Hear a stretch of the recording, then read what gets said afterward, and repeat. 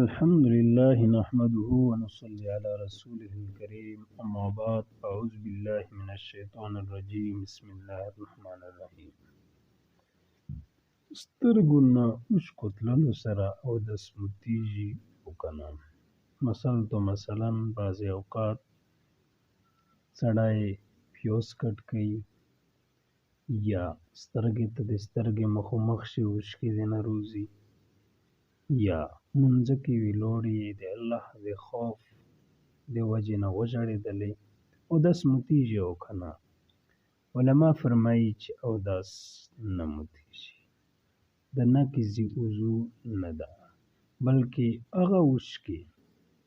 که چېرې سترګې دې خروپې وي نو هغه بیمارۍ د وجې نه سترګو نه پیپ لوړل او یا څه داسې اوبه ورنه نه لوړلې نو هغې صورت کې کوم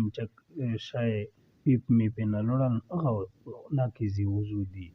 ورنه دغسې خالصې اوبه په شانته د اوښکو تلل ناقض وضو نه دي.